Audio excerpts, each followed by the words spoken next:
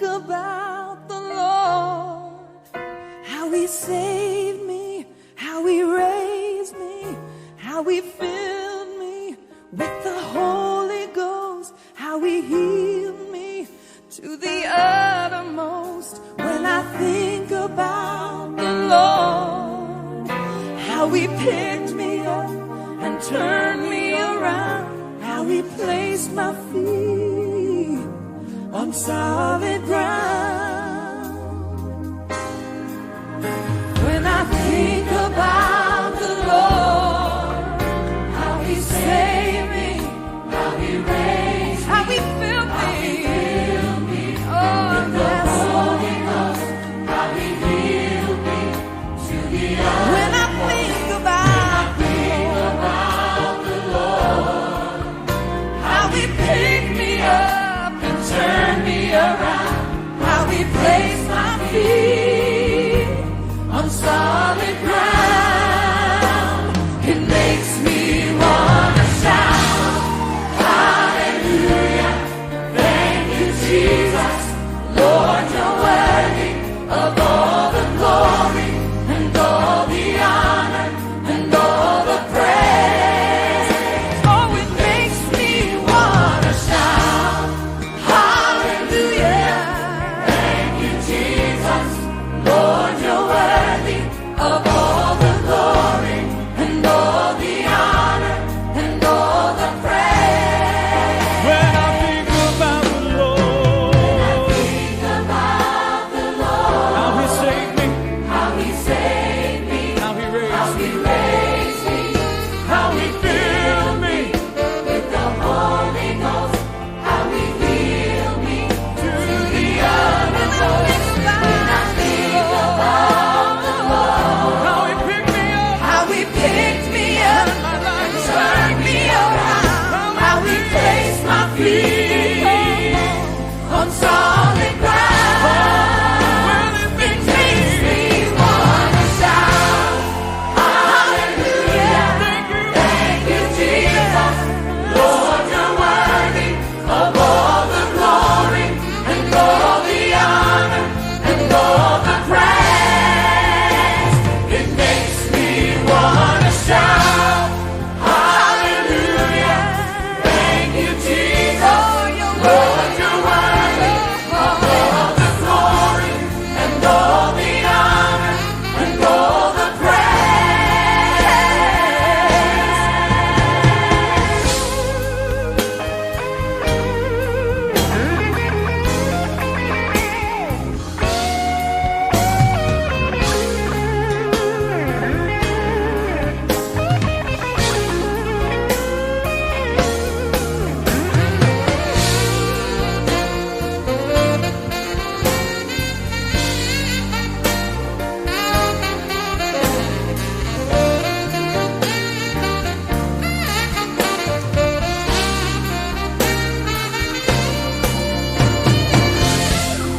Hallelujah, thank you Jesus, Lord you're worthy of all the glory and all the honor and all the praise. Hallelujah, thank you Jesus, Lord, you're worthy, Lord you're worthy all the glory, all the glory all the honor. all the honor and all the praise. It makes me wanna shout, hallelujah, thank you Jesus, Lord you're worthy of all the glory and all the honor of all the praise. It makes me wanna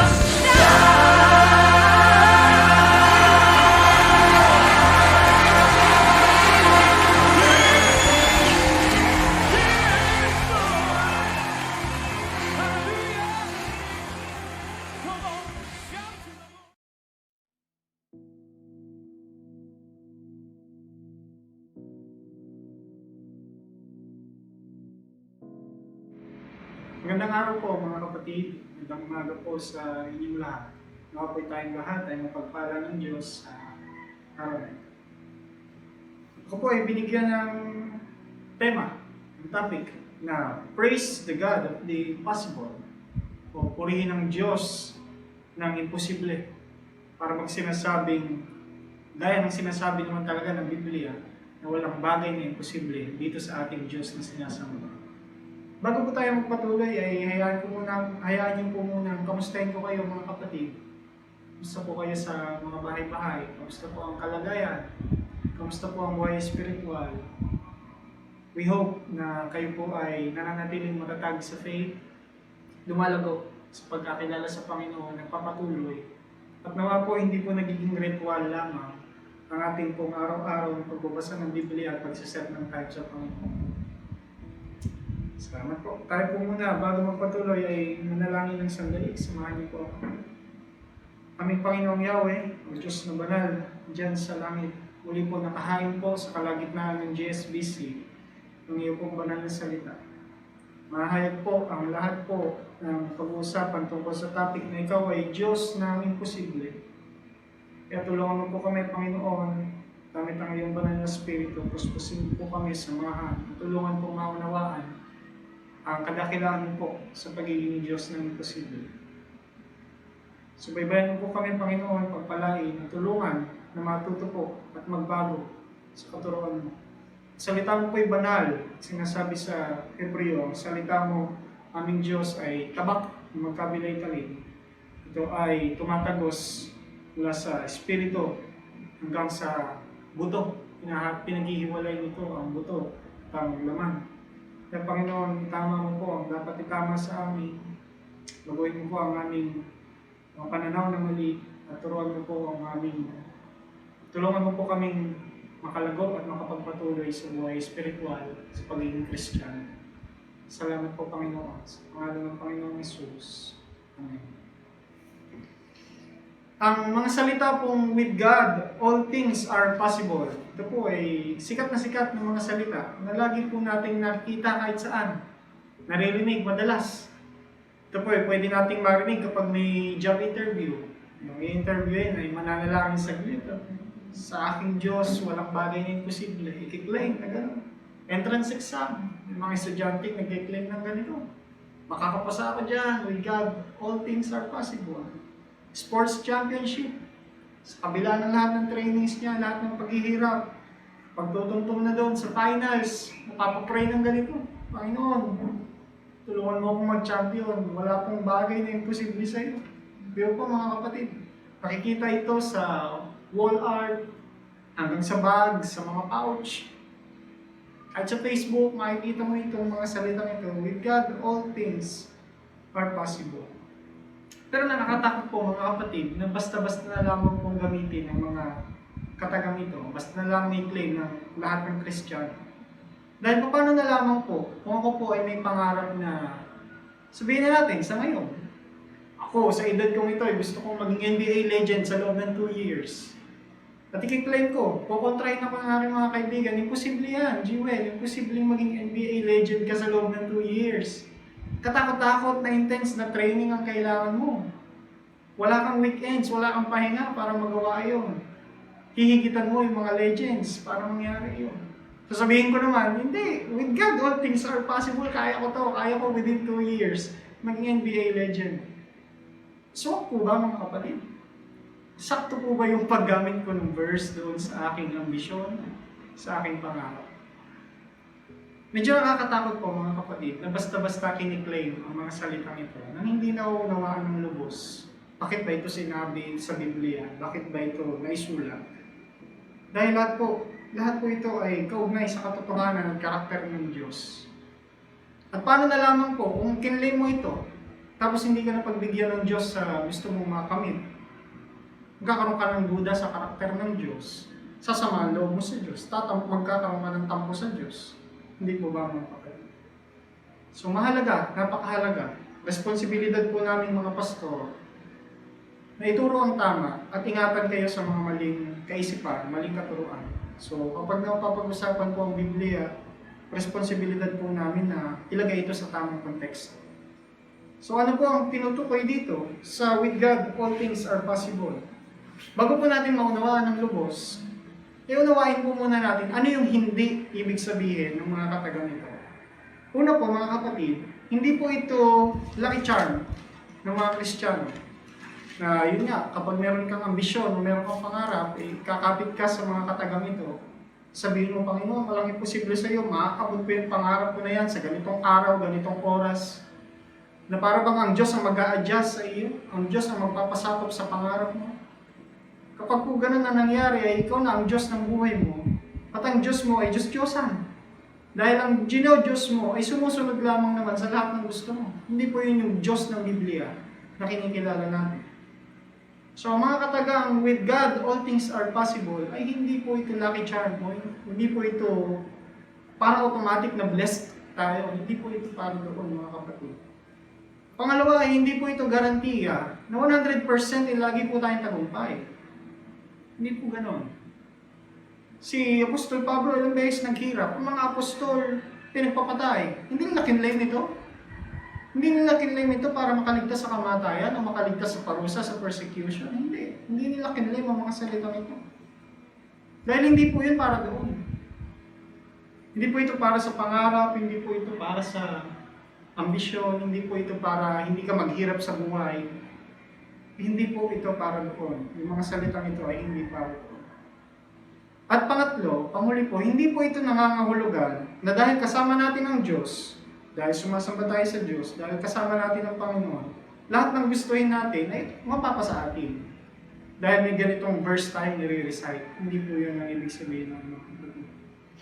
Ang kapangyarihan po ng Diyos para gawin yung mga bagay na imposible ay hindi po ipinataw sa atin. Yung kapangyarihan na yun po ay nananatiling kapangyarihan ng Diyos. Wala po yun sa atin. At wala po tayong karapatan. Patawad po kung kayo po ay nakukonfuse o nabibigla sa aking mga sinasabi ngayon. Pero wala po tayong karapatan na i-claim yung kapangyarihan ng Diyos para sa makasarili nating kagustuhan. Yun po ay isang malaking ekis, malaking pagkakamali po. Na yung kapangyarihan ng Diyos ay ibababa mo at ititwist mo para maging sakto sa mga pangarap mo, para maging sakto sa mga ambisyon mo. Yung bang, ang salita ng Biblia ang mag-a-adjust sa iyong pamumuhay. Isa po iyong pagkakamali. So, sineset ko po sa inyo kung ano ang mali na pagkakaunawa sa mga talatang with God, all things are possible. Tingnan po natin saglit ang attitude ng Panginoong Hesus. Knowing na ang Diyos Ama ay kayang gawin ang lahat ng bagay na walang imposible sa Kanya. Tingnan po natin yung Kanyang attitude doon sa kaisipan na iyon. Marcos 14 verse 36.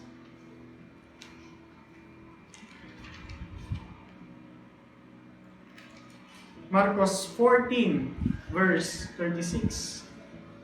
Kung nariyan na po kayo, ganito po ang sinasabi. Marcos 14:36. Nanalangin siya, ang Panginoong Hesus. Ama ko, magagawa mo ang lahat ng bagay. Alisin mo sa akin ang paghihirap na ito. Ngunit, hindi ang kalooban ko, kundi ang kalooban mo ang masunod. Ulitin ko po mga kapatid, subaybayan po natin maigi. Nanalangin siya, Ama ko, magagawa mo ang lahat ng bagay. Alisin mo sa akin ang paghihirap na ito. Ngunit hindi ang kalooban ko, kundi ang kalooban mo ang masunod. Ang Panginoong Hesus, nung gabi, bago siya dakpin, nanalangin siya. Sinabi niya, Panginoon, aking Ama ko. Lahat ng bagay ay posible sa iyo, kaya mong gawin lahat ng bagay. Alisin mo itong paghihirap na ito. Ang tinutukoy niya yung daranasin yung pagkamatay sa krus, kamatayan sa krus. Alisin mo ito, Panginoon, dahil intense na, sobrang nararamdaman na at naiintindihan ng lubos ng Panginoong Hesus ang mangyayari sa Kanya. Lahat ng gagawin sa Kanya, ng mga hintil, pagpaparusa, hanggang sa mamatay sa krus, nauunawa niya yun. Nandun na siya sa bingit ng kamatayan. Alam na niya yun. So sinasabi niya, Ama ko, kaya mong gawin lahat ng bagay. Alisin mo itong paghihirap na ito. Ngunit, sinabi niya doon, yun yung twist nun eh. Ngunit, huwag yung kalooban ko, kundi ang kalooban mo ang masunod. Hindi po inangkin ng Panginoon yung power ni God, yung kadakilaan ng Diyos Ama. Hindi po niya inangkin para sa kanyang makasariling gain, para sa kanyang makasariling kagustuhan. Sinasabi ng Panginoon bilang nasa katawang tao, na kung maaari, huwag na lamang siyang maghirap ng lubos doon sa cross. Kung maaari, kaya mo naman Panginoon, alisin mo na itong paghihirap na ito. Pero sabi niya, sa end ng prayer, pero wag yung kagustuhan ko, Panginoon. So behind sa kanyang kaisipan, alam ko, Lord, kaya mong gawin ito. Kaya mong wag akong pahirapan sa krus. Kaya mong wag i-allow na ako ay gantunin ng mga tao. Kaya mo yan, Panginoon. Pero wag yung kalooban ko. Gawin mo, Panginoon, yung kalooban mo. Naunawaan po natin, mga kapatid. Ito yung response ng Panginoong Hesus, knowing kung gaano kadakila at kamakapangyarihan yung kanyang Diyos Ama. Ito yung kanyang tugon. Dahil alam niya na walang imposibleng bagay sa Diyos Ama. Ang tugon niya ay magsasubmit siya doon sa kayang gawin ng Diyos Ama. Magsasubmit siya doon sa will ng Diyos Ama. Dahil nauunawaan niya na walang bagay na hindi kayang gawin ng Diyos Ama. Hindi niya kinuha yung kapangyarihan ng Diyos Ama at itinwist iyon para maging applicable sa kanyang sitwasyon. Sa halip, siya yung nag-adjust doon sa kapangyarihan ng Diyos Ama. Siya yung nagpasakop, siya yung nag-submit. So, inuulit ko po, wala pong kinalaman ang mga salitang with God, all things are possible. Wala pong kinalaman iyan sa ating mga makasariling pangarap, makasariling ambisyon o sa mga bagay na gusto po nating makamit dito sa lupa. Wala pong kinalaman iyan doon. Sa halip, kung naiintindihan mo, kung naiintindihan natin na ang Diyos natin ay kayang gawin ang lahat ng bagay, tayo ay mag-a-adjust sa kanyang will. Tayo ang mag-a-adjust sa kanyang kalooban. Hindi siya yung mag-a-adjustin natin sa ating mga kagustuhan. So, kakaintindihan po tayo, mga kapatid.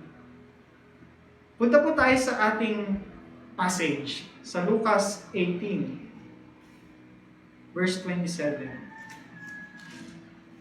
Ito po yung malinaw na sinabi ulit ito ng Panginoong Hesus ulit. Lucas 18, verse 27. Pero para maunawaan po ng lubos yung ating pinaka-passage, ay simulan na po natin sa simula ng istorya. Lucas 18, verse 18. Lucas 18:18. May isang pinuno ng bayan na nagtanong kay Jesus, "Mabuting guro, ano po ba ang dapat kong gawin upang makamtan ko ang buhay na walang hanggan?" Sumagot si Jesus, "Bakit mo ako tinatawag na mabuti? Ang Diyos lamang ang mabuti. Alam mo ang mga utos, huwag kang mangangalunya, huwag kang papatay, huwag kang magnanakaw, huwag kang tatayong saksi para sa kasinungalingan, at igalang mo ang iyong ama't ina."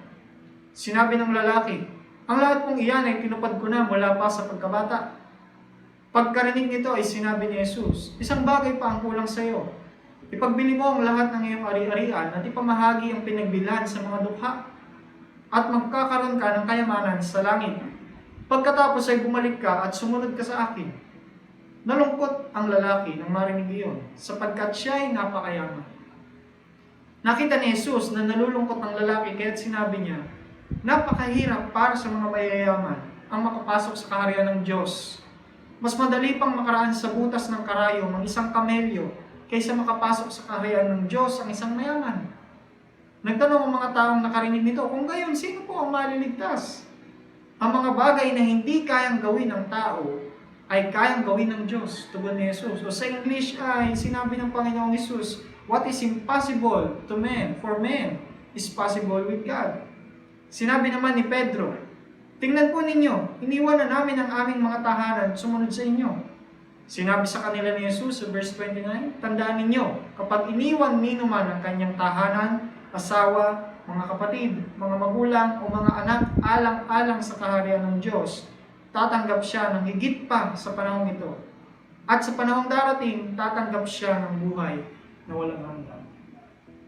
So para maunawaan po natin subaybayan po natin, tumayan po natin maya-maya ang konti lang. Pero ang una po gusto kong pag-usapan po muna natin, kung sa Diyos po ay walang imposible, sa atin naman pong mga tao, ano yung ilan sa mga bagay na hindi po talaga natin kayang gawin? Unang punto po, mga kapatid, samahan niyo po ako sa verses 18 hanggang 21. Isang pinuno ng bayan na nagtanong kay Jesus, "Mabuting guro, ano po ang dapat kong gawin para makamtan ang buhay na walang hanggan?" Sumagot si Jesus, bakit mo ako tinatawag na mabuti? Ang Diyos lamang ang mabuti. Alam mo ang utos, wag. Mangangalot niya, wag gawin ito, wag gawin niya. Sinabi ng lalaki, ang lahat pong iyan ay tinupad ko na mula pa sa pagkabata. Unang punto po, mga kapatid, na ating pag-uusapan. Isang bagay na napaka-imposible para sa mga tao. Unang punto, walang sino mang mabuti maliban sa isa, ang Diyos. Ito po ay ibang translation. Nakita ko po ito sa internet. Mukhang mas maganda ang wordings. Walang sino mang mabuti maliban sa isa, ang Diyos. Sabi ng Panginoong Hesus sa verse 19. Meron po ba sa atin, mga kapatid, sa atin, dito sa church, meron po ba sa ating nagnanais na maging perfecto? Sa dami ng pangarap natin, sa dami ng imposibleng bagay na gusto nating ma-achieve, meron po ba sa ating nangarap maging perfecto? O maging ganap na mabuti? Meron po ba? Parang bihira po sa atin bihira po sa ating maisip na gusto ko maging perfecto, gusto ko maging napakabuti. Parang hindi po masyado sumasagit sa ating kaisipan ng mga bagay na yun. Pero itong mayaman, itong leader sa bayan na iyon, na mayaman, sinikap po niya. Mula pagkabata, sinikap po niya maging ganap na mabuti. Sinikap po niya sincero sa kanyang puso. Sinikap po niya na maging karapat-dapat, katanggap-tanggap sa paningin ng Diyos. Ginawa niya lahat, kamangha-mangha pong isipin, ano? Yung sinabing utos ng Panginoong Hesus mula sa lumang tipan, ang isinagot ng pinuno ay, lahat pong yan ay tinupad ko na simula pagkabata. Kung ako ang nandun ay parang kakaiba naman itong lalaking ito, napakasinsero naman sa pagsunod sa Diyos. Mula pagkabata ay sumusunod. Pero ang tawag po doon ay pagiging relihiyoso, mga kapatid. Ang pagsunod sa mga ritual at tradisyon. Bakit ko po nasabi? Bakit ko po nalaman na gano'n? Dahil po doon sa mga sumunod ng talata. Sinabi ng Panginoong Hesus sa verse 22. Pagkarinig nito ay sinabi ni Hesus, isang bagay pa ang kulang sa iyo. Ipagbili mo ang lahat ng iyong ari-arian at ipamahagi ang pinagbilan sa mga dukha at magkakaroon ka ng kayamanan sa langit. Pagkatapos ay bumalik ka at sumunod ka sa akin.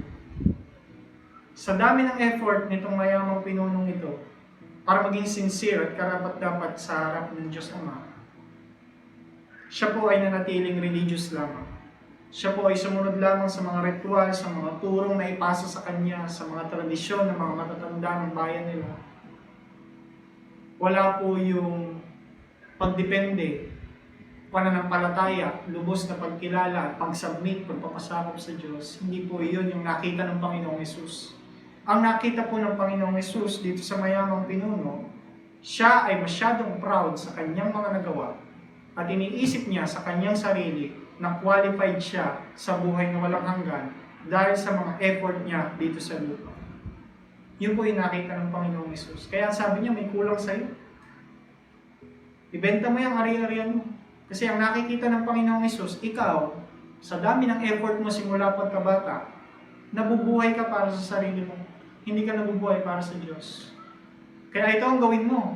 Iwan mo yan, mga minamahal mo sa mundong ito. Talikuran mo ang mga yan. Tapos bumalik ka at sumunod ka sa akin. Nakikita niyo po mga kapatid yung punto po ng Panginoong Hesus. Dalawang bagay po ang mali sa tanong niya. Dalawang bagay. Doon sa tanong niya sa verse 18, mabuting guro, ano po ang dapat kong gawin upang makamtan ko ang buhay na walang hanggan? Dalawang bagay po yung mali. Una, ay yung sinabi niya na dapat. Ano yung dapat kong gawin? Pinapatunayan po ng salitang iyon na siya ay nakafocus sa rules. Meron siyang set of rules na sinusunod mula pagkabata. Para bang chinechekan niya, nagawa ko ito, check, nagawa ko ito, check. Ngayon may kulang na lang para sa buhay na walang hanggan. Ano ito, Jesus?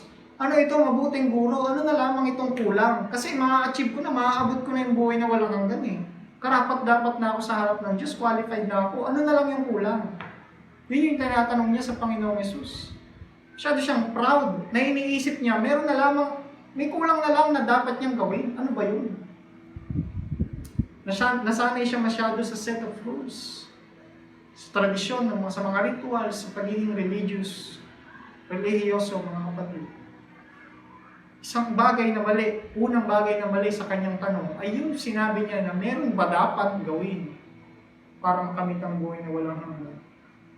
Yung mindset niya is focused on rituals, rules, and traditions.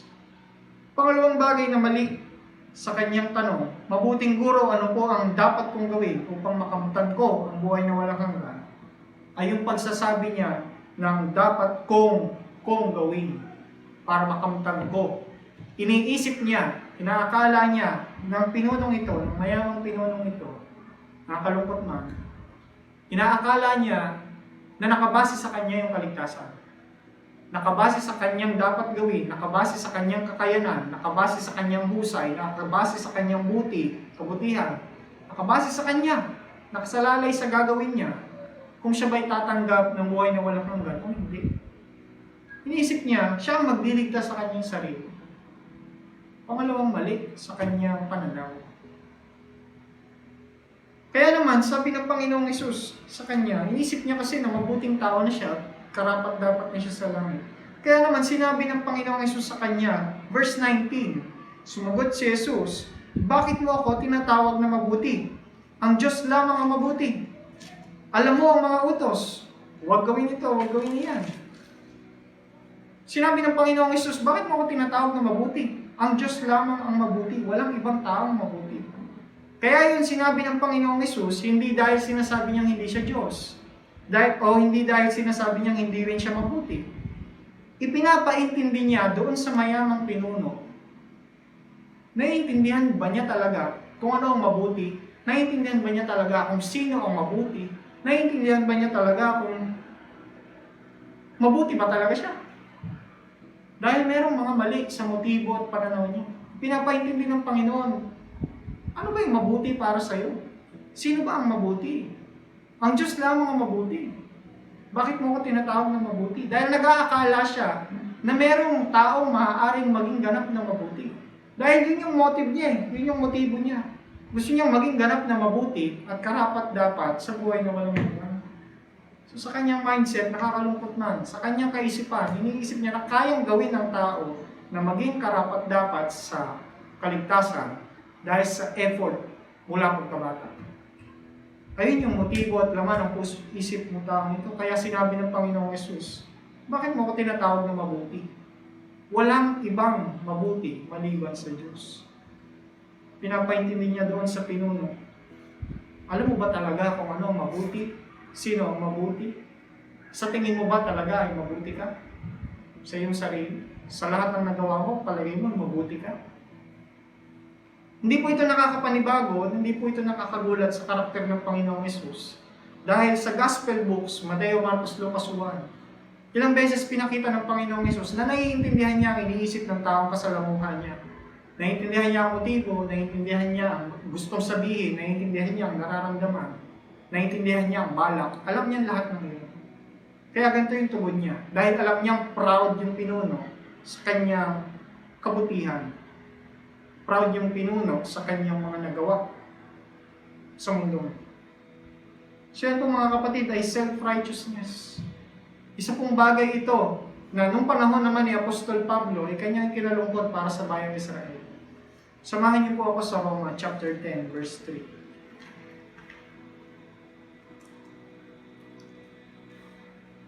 Roma chapter 10 verse 3. Simulan po natin sa verse 1 para maunawaan. Roma chapter 10 verse 1 hanggang 3. Mga kapatid, ang pinakananais ng puso ko at idinadalangin ko sa Diyos ay ang maligtas ang Israel. Verse 2, sapagkat saksi ako na sila'y masigasig na maging kalugod-lugod sa Diyos, hindi nga lamang batay sa tamang kaalaman. Verse 3, dahil hindi nila kinilala ang pamamaraan ng Diyos upang gawing matuwid ang tao, at nagsikap silang gumawa ng sarili nilang pamamaraan, hindi sila nagpasakop sa pamamaraang itinakda ng Diyos. Ito naman po yung kalagayan ng Israelita nung panahon naman ni Apostol Pablo. Noong panahon ng Panginoong Hesus ay nasanay sila sa karakter ng mga Pariseo. Mga Pariseo sobrang proud sa kanilang mga panlabas na kabutihan. Nagtuturo din sila sa mga tao na gano'n din ang gawin. Sundin ito, sundin ito, sundin ito. O, okay na yan. Karapat dapat ka na sa paningin ng Diyos. Mas mabuti ka sa Kanya kasi hindi niya nagagawa yan. Mas magaling ka sa Kanya. Mas katanggap-tanggap ka sa harap ng Diyos dahil ito nagagawa mo at yung ibang tao hindi. Kaya may konsepto yung mga Pariseo nung time na yun na ako ay matuwid, kayo ay makasalanan. Ngayon naman, ang panahon ni Apostol Pablo dito sa Roman chapter 10, yung mga Israelita naman nung time na yun ay masyadong masigasig maging kalugod-lugod sa Diyos. Yun nga lang, sinisikap nilang magtatag ng sarili nilang katuwiran. Hindi sila nagpapasakop doon sa katuwiran na ibinigay na ng Diyos. Yung sakripisyo ng Panginoong Hesus sa krus, hindi nila kinikilala. Ang nasa isip pa rin nila, kayang maging matuwid ng sinuman sa harap ng Diyos base sa pagsunod sa kautusan. Pagsunod sa mga rules, pagsunod sa mga utos. Kaya. Hindi naman sila nagpapasakop ng panahon na ito sa katuwiran ng Panginoong Hesus na ibinigay sa mga tao doon sa krus. Kaya nakakalungkot po mga kapatid. Kahit sa panahon po natin, existing itong ganitong attitude. Meron pong ganitong attitude sa mga Christians, sa ating mga Christian. Iniisip na mas mabuti ako sa Kanya.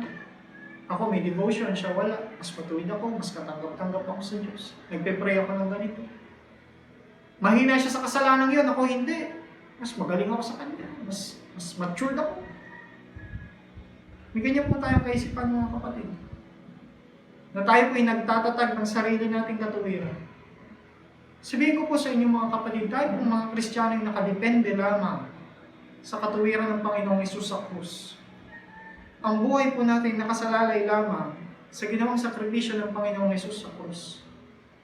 Wala pong matuwid sa atin kahit isa. Wala pong katanggap-tanggap sa langit kahit isa. Wala pong deserving sa atin sa langit kahit isa. Tayo po ay nakakapit lamang doon sa sakripisyo ng Panginoong Hesus sa krus. Lahat po tayo nakaasa lang doon. Dahil kung hindi po ginawa ng Panginoong Hesus yun, lahat po tayo tatanggap ng poot ng Diyos. Sana po huwag niyong kalimutan yung gospel, mga kapatid. Huwag niyo pong kakaligtaan, huwag niyo pong aalisin sa isip at puso niyo. Huwag niyo aalisin sa diwa ninyo na tayo po, araw-araw ay nakadepende lang sa kaligtasan ginawa ng Panginoong Hesus sa krus.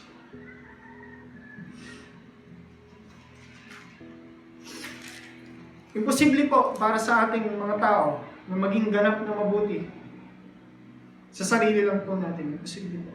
So wag pong isipin ng kahit sino man po sa atin na mabuti na tayo o mas mabuti tayo sa ibang Kristiyano. Dahil lahat po tayo nakadepende lang sa kamatayan ng Panginoong Hesus sa krus. Diyos lamang po ang ganap na mabuti at wala pong tao na mabuti. Wala po kahit isa. So, sa akin kung sinasabing ito po ba, ay tatalikod na lamang po ba tayo sa pagiging mabuti? Kakalimutan na lang po natin yung paggawa ng mabuti, yung po ba ang sinasabi ko dito? Iwasan na lang natin yung pagtulong sa kapwa, iwasan na lang natin yung pagbabasa ng Bible, iwasan na lamang ang paggawa ng mabuti. Yung po ba ang tinutukoy ko? Ang pangalawang punto po, mga kapatid, ano po ba yung tanging mabuti na magagawa ng tao? Nasa verse 22, mga kapatid. Samahan niyo ako sa verse 22. Lucas 18, verse 22. Ang tanging mabuti na magagawa ng tao. Ang tanging mabuti na pinapagawa ng Diyos sa tao. Verse 22. Pagkarinig nito ay sinabi ni Jesus, isang bagay pa ang kulang sa iyo. Ipagbili mo ang lahat ng iyong ari-arian at ipamahagi ang pinagbilan sa mga dukha at magkakaroon ka ng kayamanan sa langit. Pagkatapos ay bumalik ka at sumunod ka sa akin. Ang Panginoong Hesus, siya po'y nag-set ng dapat gawing mabuting bagay ng mayamang pinuno na iyon. Bakit? Dahil nga po nasabi ko sa inyo kanina, hindi naman niya sinasabi kasi na hindi siya Diyos o hindi siya mabuti nung sinabi niyang walang ibang mabuti kundi ang Diyos. Dito sa verse 22, siya yung nag-set ng bagay na mabuti na dapat sundin ng mayamang pinuno para maging karapat-dapat sa mata ng Diyos. Alam niya kung ano yung dapat gawing mabuti at alam niya kung ano yung maganda sa paningin ng Diyos. Dahil siya ay Diyos at dahil siya ay mabuti. Yun po yung ibig sabihin nun, mga kapatid eh. Alam niya yung mabuti, alam niya yung maganda sa paningin ng Diyos, dahil siya ay Diyos at siya ay mabuti.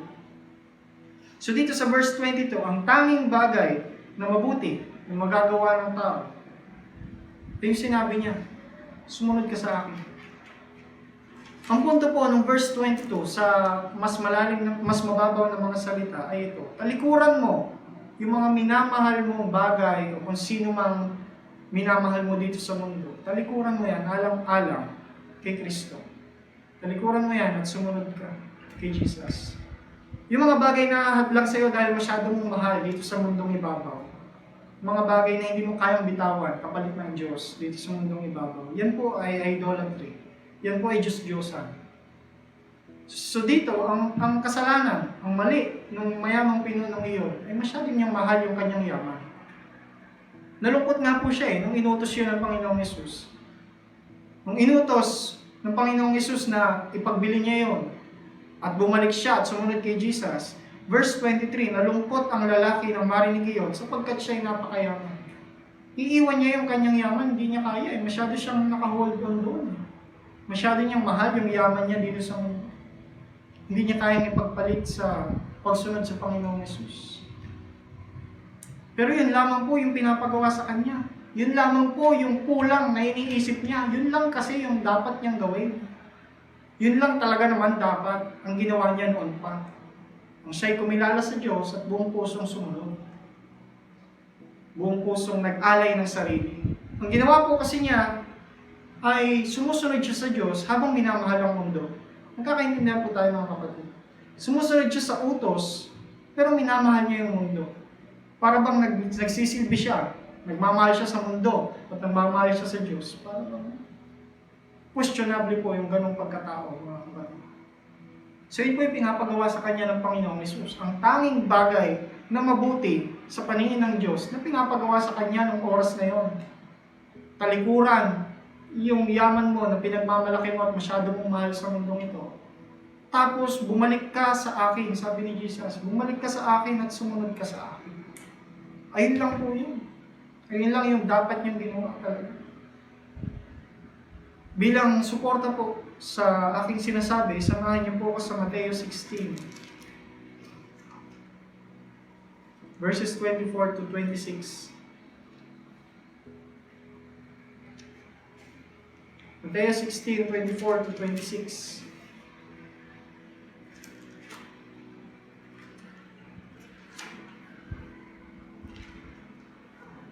Ganito po ang sinasabi. Verse 24.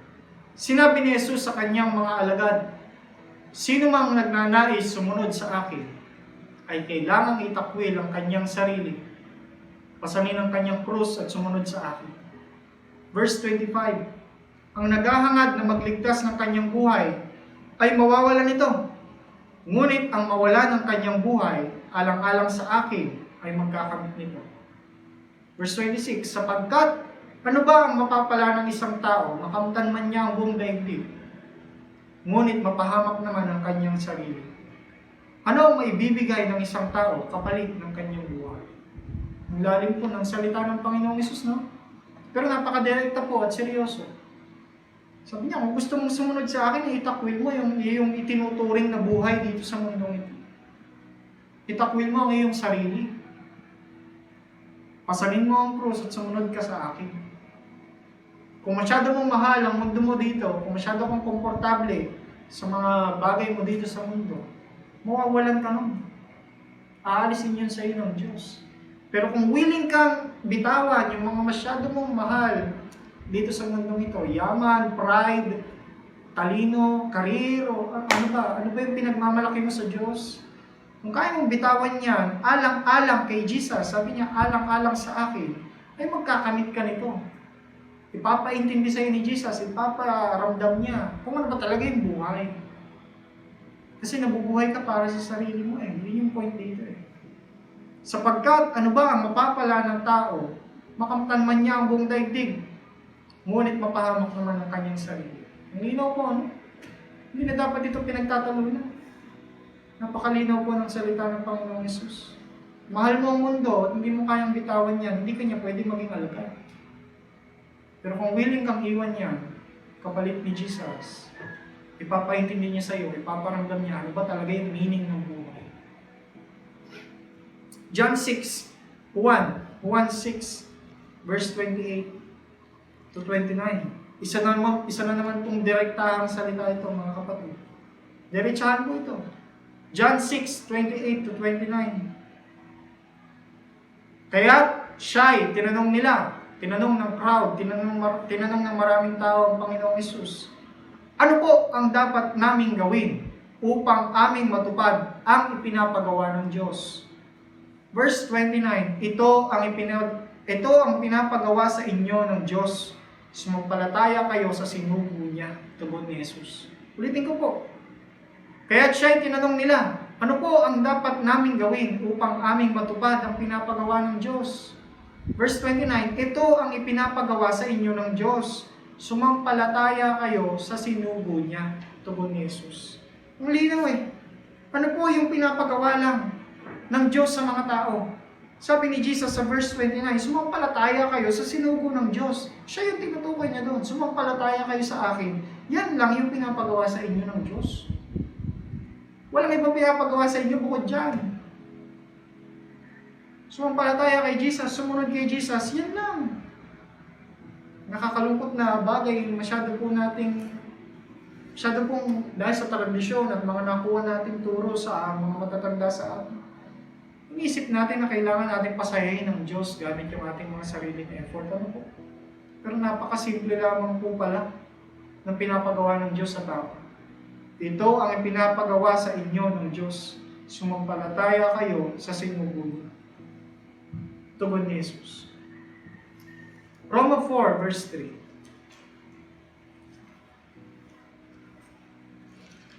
Roma 4 verse 3.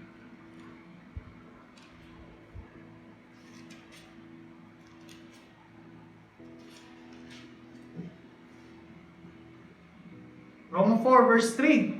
Ano ang sinasabi ng kasulatan?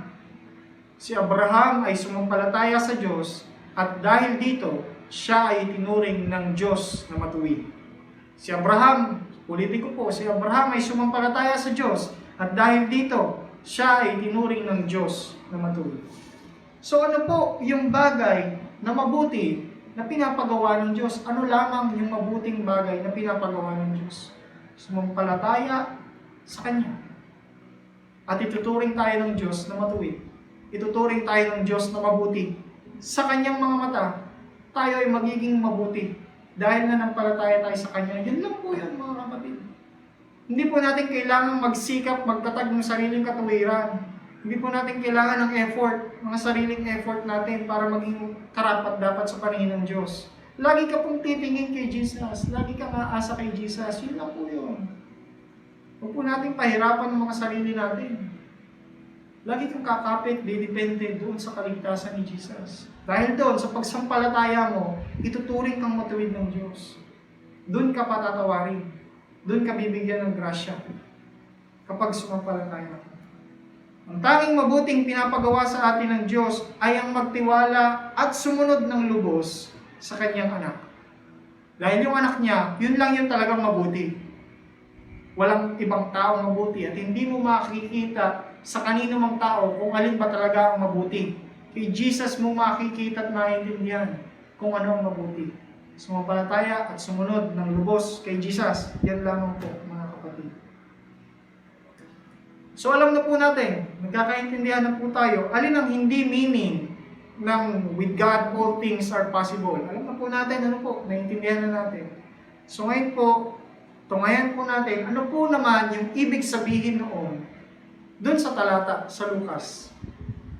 Lucas 18, verse 27, yung ating pinaka-main passage. Ano naman po yung pinaka-kahulugan talaga noon doon sa passage? Pangatlong punto po, ang imposible sa tao ay posible sa Diyos. Verses 24 to 27. Ang imposible sa tao ay posible sa Diyos. Verse 24, nakita ni Jesus na nalulungkot ang lalaki kaya't sinabi niya, napakahirap para sa mga mayayaman na makapasok sa kaharian ng Diyos. Mas madali pang makaraan sa butas ng karayo ng isang kamelyo kaysa makapasok sa kaharian ng Diyos ang isang mayaman. Nagtanong ang mga taong nakarinig nito, kung gayon, sino ang maliligtas? Ang mga bagay na hindi kayang gawin ng tao ay kayang gawin ng Diyos. Tugon ni Jesus. Ang mindset po, nung time na yon, mindset ng crowd, mindset ng mga Israelita nung time na yon, dahil sa turo ng mga Pariseo, ay ganito po. Kapag ikaw ay mayaman, ikaw ay pinagpala ng Diyos. Kapag ikaw ay mayaman, nasa iyo ang pabor ng Diyos. Lahat ng mayayaman, lahat ng pinapagpala sa buhay na ito, sa mundong ito, sila ang pinaka-close, sila ang pinakamalapit sa Diyos Ama. Yan po yung itinuro ng mga Pariseo nung time na yun. Inisip nila, kaya yung mga tao, naitanim sa isip nila, itong tao ito, mayaman ito. Itong pinunong ito, mayaman ito, kaya malapit siya sa Diyos. Yun yung mindset. Pero sabi ni Jesus, binaligtad niya yung kaisipan na yun, yung maling turo ng Pariseo. Binaligtad niya. Sabi niya, napakahirap para sa mga mayayaman na makapasok sa kaharian ng Diyos. Mas madali pang makaraan sa butas ng karayom ang isang kamelyo kaysa makapasok sa kaharian ng Diyos ang isang mayaman. Binaligtad niya yun. Gusto niya ipaunawa na hindi naman garantiya na kapag mayaman ka sa mundong ito, ay ikaw ay automatic na ligtas. Hindi iyon yung basihan. O kaya naman kapag ikaw ay marangya, kinikilala sa mundong ito, ay automatic na ikaw ay may buhay na walang hanggan. Yun po kasi yung itinanim ng mga Pharisees, kaya kahit sila, mararangya sila, may yaman sila. Mga Pariseo, may yaman po sila. Kilala sila sa lipunan. Kasi ganun yung naging mindset nila. Pinagpapala ka ng Diyos, kaya ikaw ang pinakamalapit sa Kanya. Ikaw ang mas close sa Kanya. Kayong mga mahihirap dyan, kayo mga isinumpa, kayo mga pinabayaan ng Diyos. Yun po. Sa panahon po natin ngayon, may kumakalat na prosperity gospel noon pa man. Iwasan niyo po ang mga pastor na ito sa ibang bansa. Huwag niyo po papanoorin sa Facebook, si Stephen Furtick. Sino itong bumuga ng umihip sa COVID, yung umihip sa COVID, sino ito? Kalimutan ko yung pastor. Si Joel Osteen, talikuran niyo po yung mga maling turo ng mga iyan. Sila po ay nagtuturo ng prosperity gospel. Na kapag ikaw ay Kristiyano, kailangan ikaw ay umangat sa lipunan. Ikaw ay dapat maging mayaman. Ikaw ay dapat maging hindi ka dapat nagkakasakit. Yun po bang mga ganon, extreme na mga katuruan? Wala po bang Kristiyano na nagkasakit? Si Apostol Pablo sa unang Korinto, meron siyang sakit na hindi mawala-wala. Si Lazarus, yung pulubi. Kristiyano po yun. Sumasampalataya sa Diyos, pero pulubi. Si Lazarus, yung namatay, kasabay ng mayaman. Hindi po garantiya na kung ikaw ay mayaman, ikaw ay mas malapit sa Diyos dahil pinagpapala ka. Yun po yung sinabi ng Panginoong Jesus dito. Sinasabi niya na kung inaakala mong ligtas na yung mga taong iyan, ay hindi yung garantiya. Kaya ang tugon ng mga tao, verse 26, nagtanong ang mga taong nakarinig nito, kung gayon, sino ang maliligtas? Kung yun palang mga mayayaman, nakala namin ligtas na sila, hindi pala. Sino ngayon ang maliligtas? Verse 27, sabi ng Panginoong Yesus, ang mga bagay na hindi kayang gawin ng tao ay kayang gawin ng Diyos. Sa madaling sabi po, itong sinasabi niya na walang imposible sa Diyos. Ang imposible sa tao ay posible sa Diyos. Ito po ay may kinalaman sa kaligtasan. Sa talatang ito, ang pinupunto po ng Panginoong Yesus, imposible para sa kahit sinong tao, kahit mayaman pa yan, imposible na siya ang magligtas sa kanyang sarili. At imposible na sa kanya magmumula ang buhay na walang hanggan. Dahil sa effort niya, dahil sa yaman niya, dahil sa karangyaan niya, imposibleng meron siya agad buhay na walang hanggan. Hindi po iyon ang sinasabi ng Panginoong Yesus. Kinokorek po niya yung lahat ng tao sa paligid niya. Imposibleng iligtas ng tao ang kanyang sarili mula sa puot ng Diyos sa kasalanan. Ang original na konteksto po, ang pinaka-pinupunto ng verse 27 ay ito po. Pakinggan niyo po mabuti. Diyos lamang ang may kakayanang magligtas ng mga makasalanan at magbigay ng buhay na walang hanggan. Bilang po yun. Imposible po sa tao iyon, pero posible sa Diyos. Ang magligtas ng mga makasalanan, mayaman o mahirap, posible sa Diyos. At ang magbigay ng buhay na walang hanggan, sa Diyos lamang po posible. Yun po ay kapangyarihang sa Diyos lamang nakaatang. wala po tayong kapangyarihan sa buhay na walang hanggan. Wala po tayong kapangyarihan sa kaligtasan. So mga kapatid, hindi po ba kamangha-mangha yun? Isipin niyo po mabuti. Hindi po ba napakagandang bagay na ang Diyos ang nagliligtas at ang Diyos ang may karapatan sa buhay na walang hanggan? Dahil kung nakasalalay po ang buhay na walang hanggan sa ating mga sarili, paano nalaman po? Isipin niyo po mabuti mga kapatid. Kung sa atin po nakasalalay ang buhay na walang hanggan, sige po, sa effort natin nakasalalay, paano po? Ligtas ka ngayong minuto na to, mamaya hindi. Babawi ka ngayon. Doble effort ka ngayon para maligtas ulit. Ganun po ang buhay Kristiyano gusto ninyo. Di ba po, parang napakapangit ng ganung setup. Kaya pupurihin natin ang Diyos na ito. Salamat tayo sa Diyos dahil ang kaligtasan, ang buhay na walang hanggan, ay sa Kanya nakasalalay, hindi sa tao. Dahil ibig sabihin po noon, tayo ay didepende lamang sa Diyos. Tayo magpapasakop lamang sa Diyos. Tayo magpapakumbaba lamang sa Diyos. At tayo may aasahang kaligtasan kung gano'n ang attitude natin. Pero kung tayo masyadong proud, kagaya ng mayaman dito na binuno, masyadong proud at iniisip na tayo karapat-dapat sa buhay na walang hanggan, eh mas lalo po tayong hindi makakapasok doon sa karya ng Diyos. Tunghayan po natin yung tugon naman ng mga disipulo ng Panginoong Hesus. Verse 28. Sinabi naman ni Pedro, tingnan po ninyo, iniwan na namin ang aming mga tahanan at sumunod sa inyo. Sinabi sa kanila ni Jesus, tandaan ninyo, kapag iniwan ni numan ang kanyang tahanan, asawa, mga kapatid, mga magulang, o mga anak, alang-alang sa kaharian ng Diyos, tatanggap siya ng higit pa sa panahong ito. At sa panahong darating, tatanggap siya ng buhay na walang hanggan. Ang posible lamang po na tugon dito sa kadakilaan ng Diyos na ito, na walang imposible sa Kanya, at ang pagliligtas ng tao at ang pagbibigay buhay na walang hanggan ay posibleng nakasalalay lamang sa Kanya. Ang posibleng tugon lamang po nating mga tao ay magpasakop, dumipende, sumunod sa Kanya. Yun lamang po mga kapatid. Yung ginawa po ng mga disipulo dito, iniwan nila yung lahat ng meron sila dito sa mundo, sumunod kay Jesus.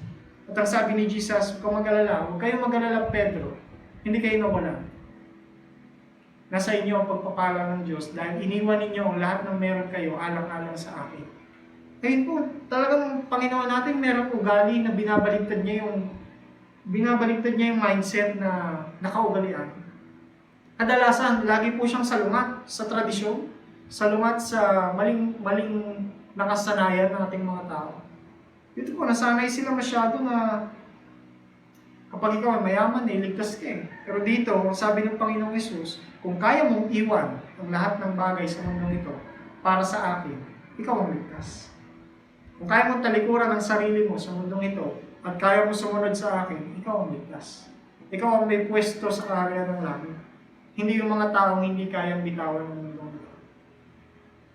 Yan po yung kahiwagaan ng talino ng Diyos. Wala pong imposible sa Kanya. At yung kaligtasan ay nakasalalay lamang po sa akin. So sa akin pong pagtatapos mga kapatid, ulitin ko po yung 3 punto. Unang punto, imposible para sa ating mga tao na maging ganap na mabuti sa sarili lamang. Dahil sabi ng Panginoong Hesus, walang sino mang mabuti maliban sa Diyos. Pangalawa, ano lamang po yung mabuting bagay na pinapagawa sa atin ng Diyos? Yun lamang po ay ang sumunod sa Kanya. Sumunod, sumampalataya kay Jesus at sumunod kay Jesus. Yun lamang po yung mabuting bagay na pinapagawa sa atin. Pangatlo, ang imposible sa tao ay posible sa Diyos. At ang tinutukoy po ng Panginoong Hesus na imposible sa tao at posible sa Diyos ay ang pagliligtas ng mga makasalanan at pagbibigay ng buhay na walang hanggan. Kapag po tayo nakakasaksi ng mga kakaibang bagay, hindi po natin mapigilan yung sarili natin na i-share ang pinapamahagi natin. Kaya ngayon mga kapatid, kayo po, inahamon ko rin. Ipamalita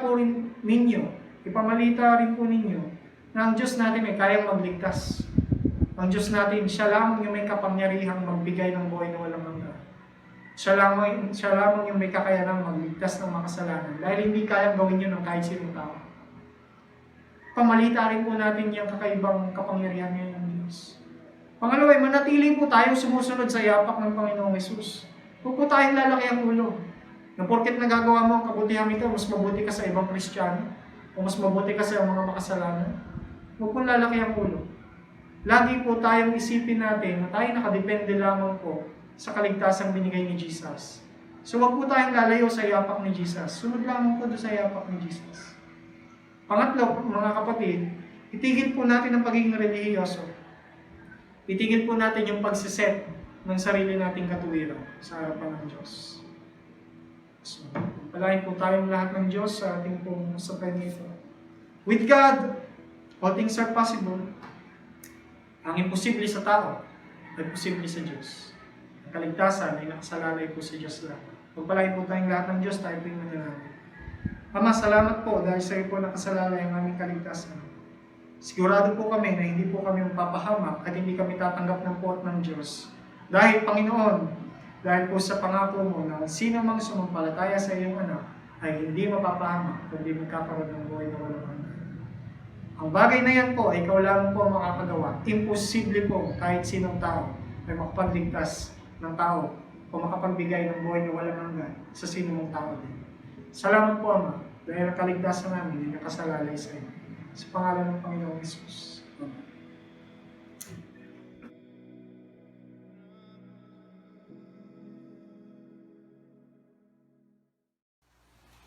Mga kapatid, sumaating lahat ang pagpapala ng Panginoong Hesukristo, ang pag-ibig ng Diyos at ang pakikipag-isa ng Espiritu Santo. Sa pangalan ng Panginoong Hesus. Amen. Amen.